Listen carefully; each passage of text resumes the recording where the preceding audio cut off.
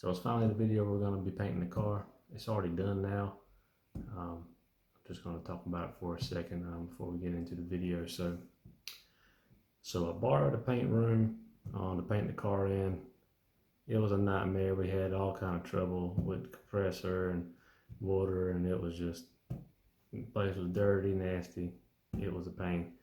So a lot of the time I was going to dedicate to trying to do a lot of camera work, explanations, for the video to make it as good as possible or as informative as possible. A lot of that time was took up just trying to get it done. So I managed to get a little bit on camera. A lot of stuff I recorded just wasn't worthy of keeping, like mixing and talking about gun adjustments and stuff. There was just so much noise. The background was just so nasty in the paint room. It was disgusting. So I'm gonna show you what I do have, and I wasn't able to talk a whole lot. Like I said, by the time we actually got around to getting this thing going, it was really late at night. Only really had one day to do it. And get into the video. Like I said, I'm going to be explaining what's going on throughout the video, and afterwards we'll show you the finished product, and I will show you the some of the assembly on it. I'm going to get into the video now. I'm going to try and make it as informative as possible. Sorry we didn't come out like I wanted it to, but hopefully you learned something from it.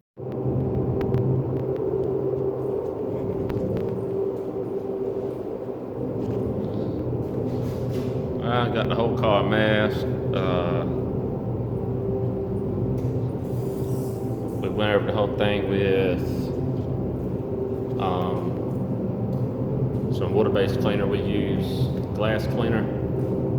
Then we came back after that with some wax and grease remover, and we're gonna let that kind of flash off a little bit. So we pretty much got everything set up. The next step, we're letting this flash off. We're gonna put some adhesion promoter on the bumper, and we're gonna start spraying our sealer. Okay, so what we're doing right here is I'm starting out with my sealer. Like I said, I got the car wiped down with a water-based cleaner, and then came back with a wax and grease remover. A lot of people mess up and skip the water-based cleaner part, but it is an important step. There's certain contaminants that water-based cleaner will remove, the wax and grease remover won't, and likewise a wax and grease remover will remove that water-based won't. So make sure you use both in conjunction. A lot of your manufacturers produce a water-based cleaner, but I use a foam and glass cleaner. The one I usually use is Sprayway brand. You can get it from the dollar store, Walmart, whatever.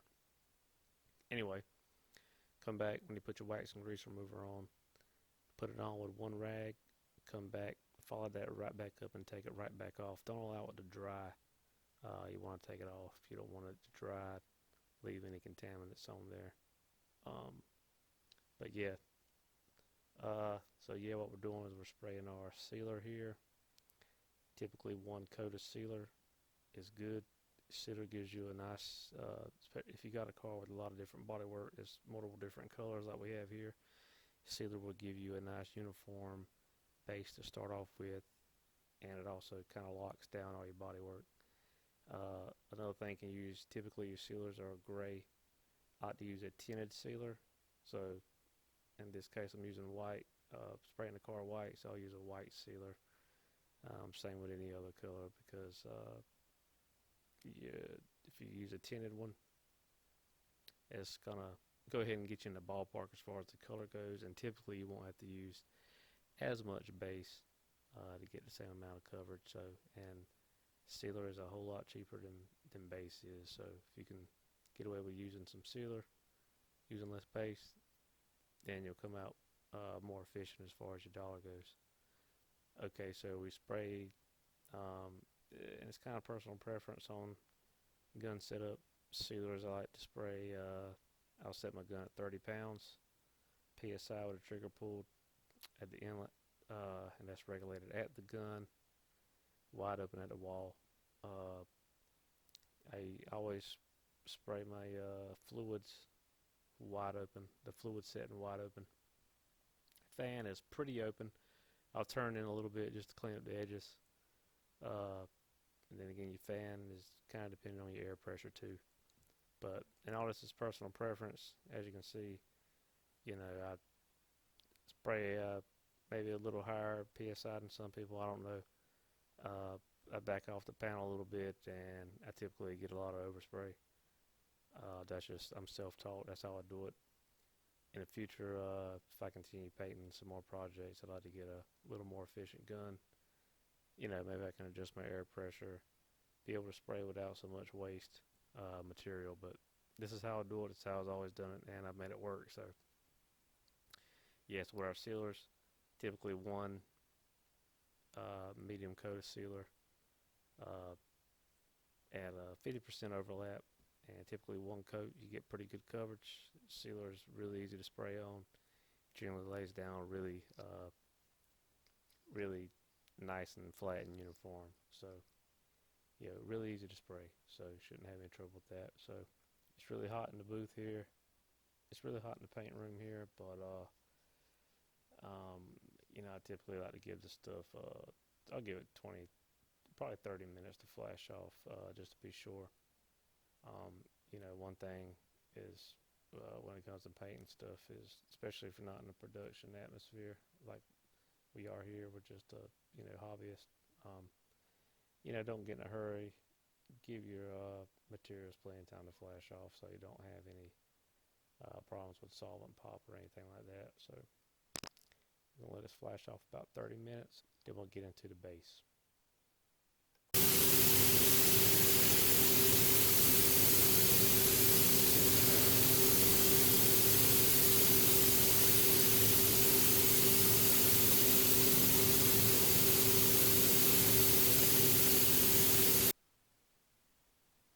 Okay, so now we're going to get into the application of the base.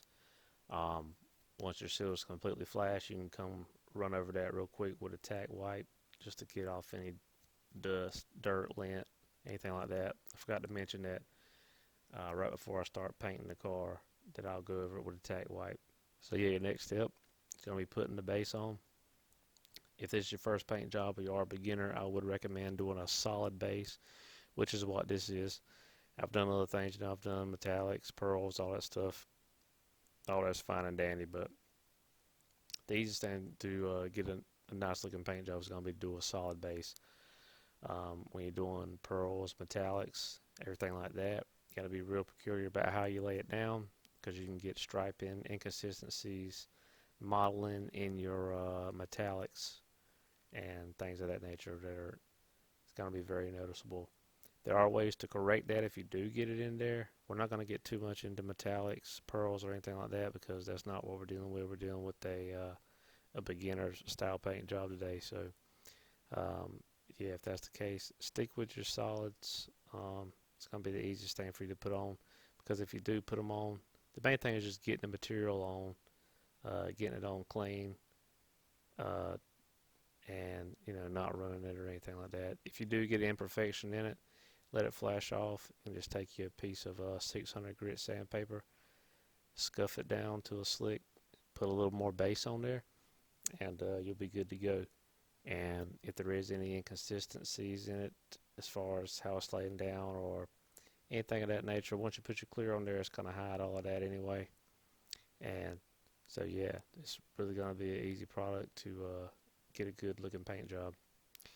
There's a misconception. A lot of people think that white is the easiest color to paint. I think that's the opposite. I think black is the easiest color to paint, because white is really hard to see what you're doing. You're almost kind of blinded in a sense as you're putting the material on.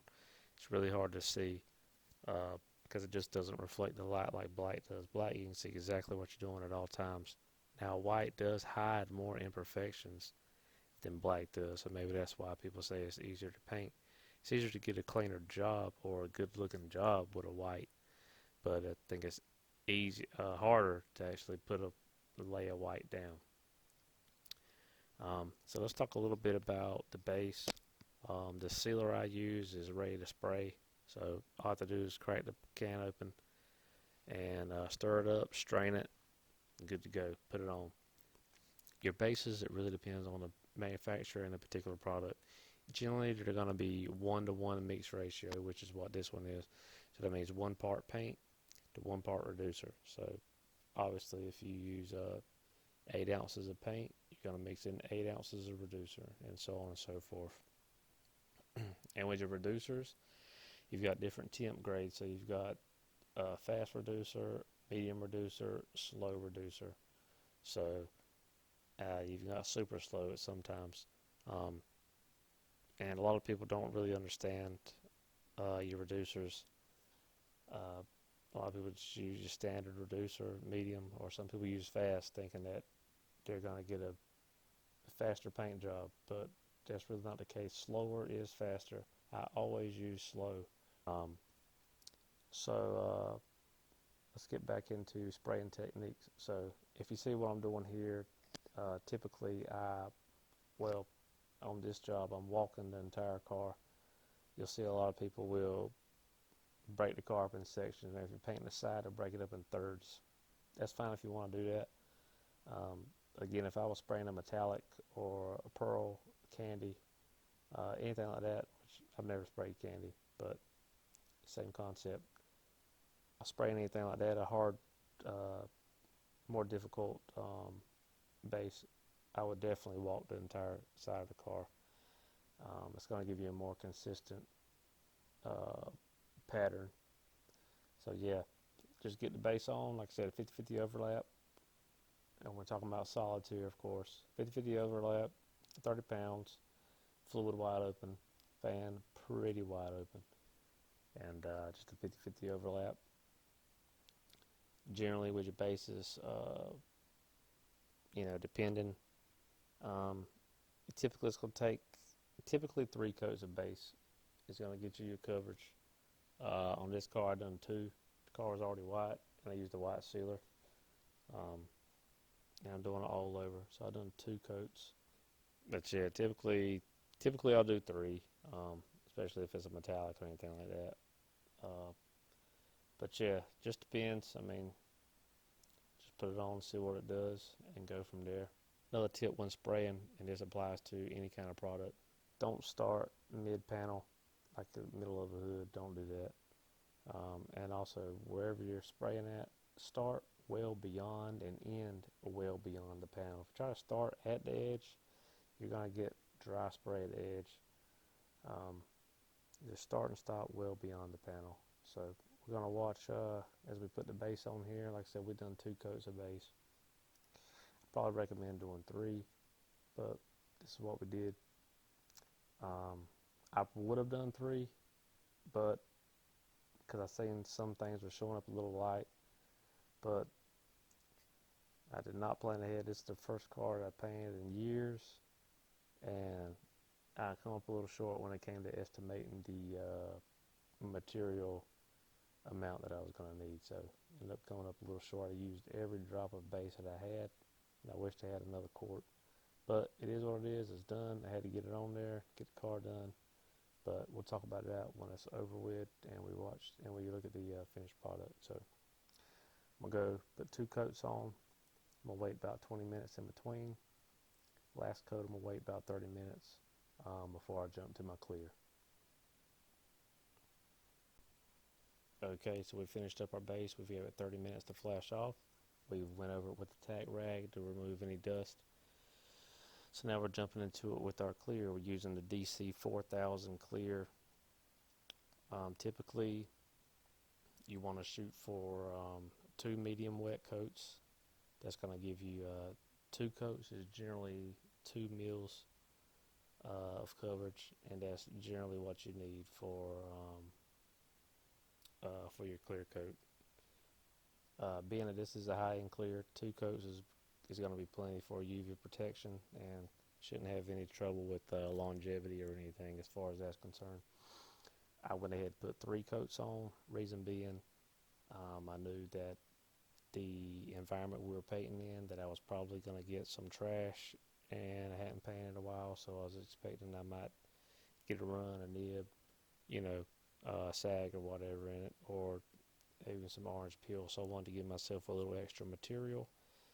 That way, when I went through the wet sand and buff process, if needed, and I did need it, that I got some extra material because obviously if I put coats on and then cut and buff it, I'm cutting material. I no longer have two coats. So if I'm spraying something and I know I'm not going to cut and buff it, I'll put two coats on and call it a day. If I think I'm going to maybe buff on a little bit, three coats. If I'm going for some kind of show quality finish where I want it as slick as possible, then we're looking at 4+ coats. Um, if you're using a low end clear, a lot of your lower end clears, you might look 5, 6 years longevity on them. You can put a couple extra coats of that on, and that's going to help with building up the solids in it and help for UV protection as well. But if you really want a good paint job that's going to last, you've got to get a good clear on it. There's just no way around it.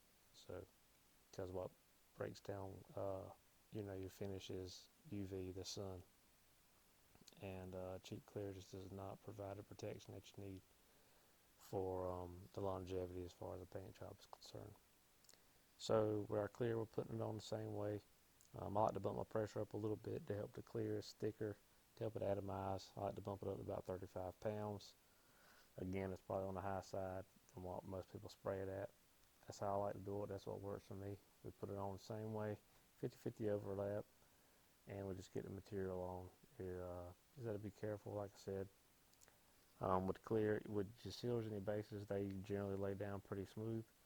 Your clears, it's really a fine balance. You got to put it on wet enough so that it's going to lay down slick, and you're not going to get a bunch of orange peel and texture in it, but you got to lay it on conservatively enough that you don't lay it on too heavy and you end up running it. So it's a fine balance. Uh, you know, if you are a beginner, you might want to be a little conservative. You might be better off having a little bit of orange peel in it that you can wet sand and buff out versus having a whole bunch of runs or even a curtain or something like that you're going to have to try and fix, because that is no fun. A run here or there, not really a big deal, but when you're dealing with a lot of runs and things like that, it's you know hard to get those out, and sometimes it can lead to a redo. So keep that in mind. You don't have to just hammer it on there. Take your time, think about what you're doing, get it on, and generally, it'll come together. My problem, when I was first getting started painting, is I would just try and lay it on as slick as I could, just right out the gate, and even if it was as slick as you could want, I would always think, oh, I can get it slicker than that, and put more on, put it on heavier, slow down, and I just make a mess of it. So just take your time, think about what you're doing, put it on, and it will come together. But yeah, we've done 3 coats with the slow activator. Probably could have went with super slow on it. It was really hot in there, and the stuff was wanting to dry pretty quick. But we've done 3 coats. Got a couple sags, nothing too crazy. I was able to cut them out pretty easily.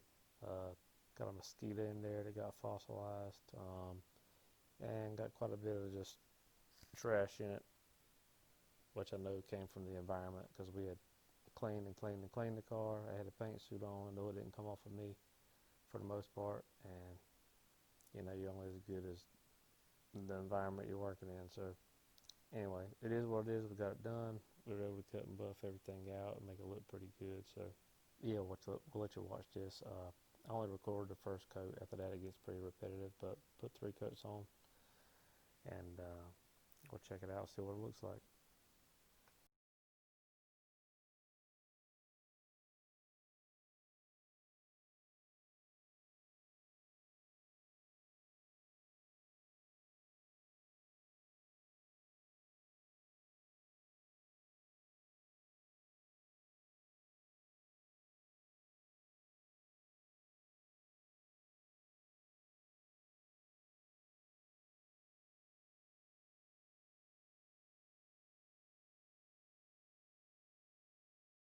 I went ahead and since we did have a lot of trash and stuff, It had a couple float indicators, a couple sags here and there.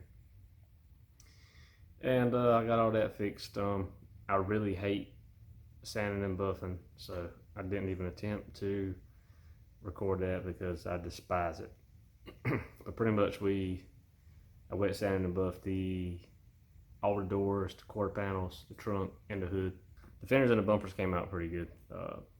But anyway, also re-cleared the headlights. Anyway, so what I'm doing now, like I said, I didn't record that, but what I'm doing now is just pretty much putting everything back together. This is my favorite part after I paint something. It's because it's the easy part and you get to see how everything looks. But yeah, I'm not going to talk a whole lot more. I'm just gonna kind of set the camera down and just do a little time lapse of just getting everything kind of assembled. Talk about it here and there and kind of show you the finished product on it.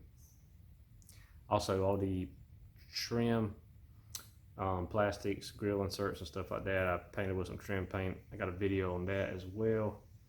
And there's a few pieces of trim. The roof moldings, I have those brand new. And the door trim that goes top of the door skin and the window, I'm picking those up. So everything else already painted black, so everything should look pretty fresh. But all right, we'll go ahead and get started on it.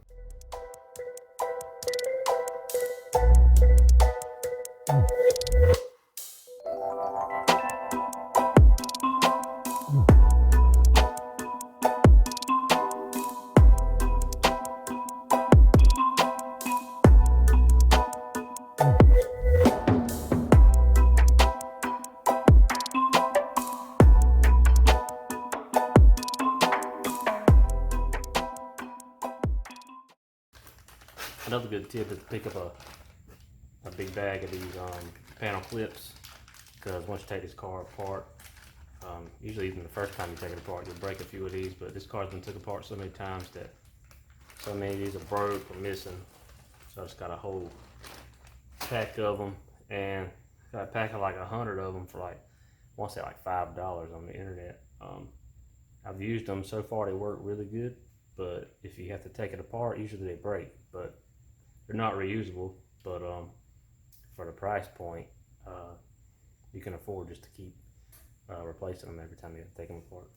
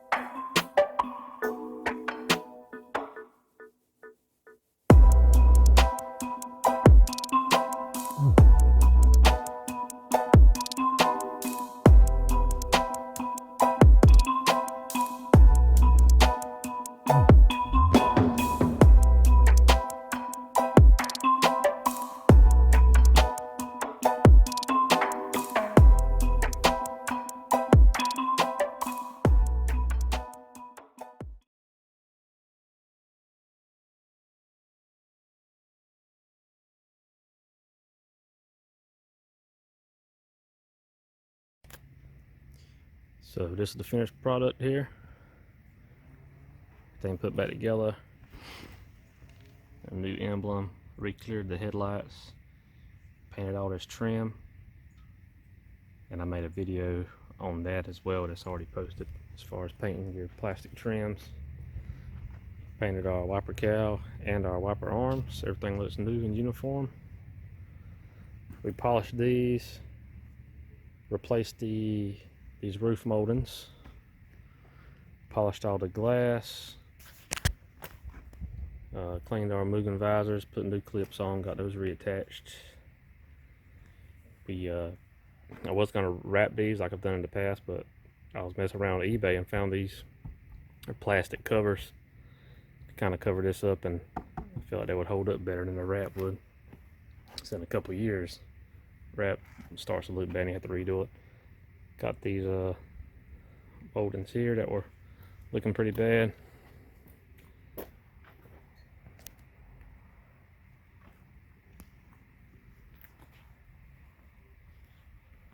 Car's dirty, by the way, but that's our mosquito. Where we shaved the emblem, that came out pretty good.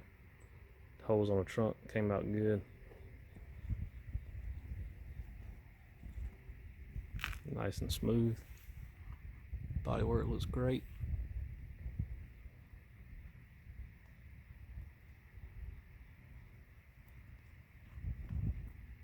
Set everything buffed out. The spots that we did buff. We buffed these doors, quarters. Didn't mess with the fenders. We've done a hood as well. Everything came out pretty nice. The only issue we ran into, which I think I addressed in the painting segment. Oh yeah, but we replaced the plastic fender liners as well. I think the only issue I had was, well, the main issue is I ran out of base. I miscalculated a little bit, come up a little short. And as you can tell, this fender, which I painted separate, the fender was primer gray. We sealed it, but we really need about one more coat of base on this. Same with the bumper, but the bumpers, they usually don't even match from the factory. And being not really what I call a butt match panel like a fender to a door, difference isn't quite as much. But we really needed one more coat on this fender. You can tell, especially down here at the rocker, the fender's a little more white. The car's a little more yellow. So this will be an easy fix. It doesn't really bother me. It's not that bad, and the car's gonna get drove, scuffed up as an old car, but it'd be an easy fix. I wanted to fix it. I could do it in a day. Scuff the fender and the door up with 1,000. Put another coat of base on the fender, and then blend the fender to the door. Re-clear both panels, and it'd be a seamless job. You would never tell a difference, but that's how you do a blend. But yeah, overall, come out pretty good. So, shows the process. We've documented these 4 videos, so let me know what you think. If you got any comments, concerns, questions. And yeah, thanks for checking it out.